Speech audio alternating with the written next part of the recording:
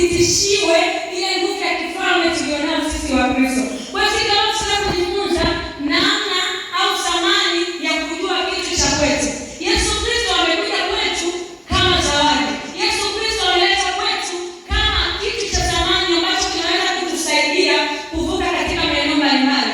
Sisi kuwa na Yesu Kristo tunamiliki yeye na tunamtumia yeye katika kufanya mambo mengi kwenye maisha yetu, katika kuimarika na kukua zaidi kiroho. Kwa hiyo tunajifunza thamani ya kujua cha kwako. Thamani ya kujua cha kwako.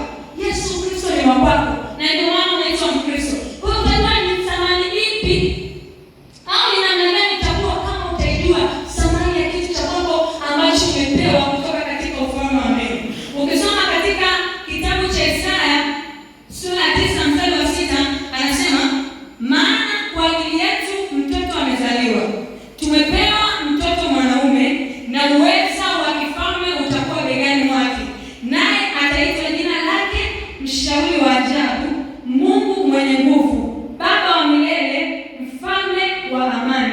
Nitarudia. Kwa maana kwa ajili yetu mtoto amezaliwa, tumepewa mtoto mwanaume, na uweza wa kifalme utakuwa mabegani mwake, naye ataitwa jina lake Mshauri wa Ajabu, Mungu mwenye nguvu, Baba wa milele, Mfalme wa amani. Bwana Yesu asifiwe. Bwana Yesu asifiwe sana. Nimeelezea kwa mwanzo nikasema kwamba tumepewa Yesu Kristo kwenye maisha yetu sisi kama Wakristo.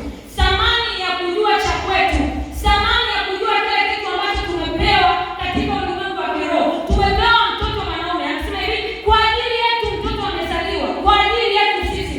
Hivyo hii ni zawadi ambayo tumeipokea kutoka katika ufalme wa mbinguni. Kwa hiyo lazima tujue kwamba hichi kitu tulichokipewa ni kitu cha thamani. Huyu mtoto tuliyepewa ni mtoto wa thamani, si mtoto tu, bali mtoto mwenye thamani, bali mtoto mwenye nguvu, bali mtoto ambaye anaibeba ahadi ya maisha yetu sisi kama Wakristo. Tunaona siku hizi mtu akinunua gari lake ambalo ni vizuri, anaposti kabisa pale, anaandika haleluya, Bwana amenisaidia.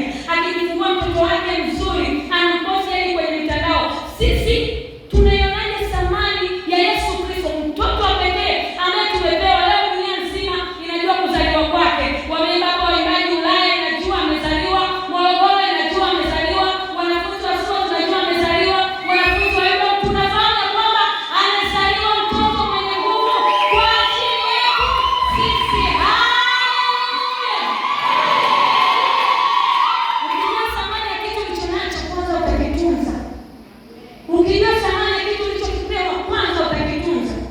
Pili, utakiheshimu. Lakini tatu, utakitangaza.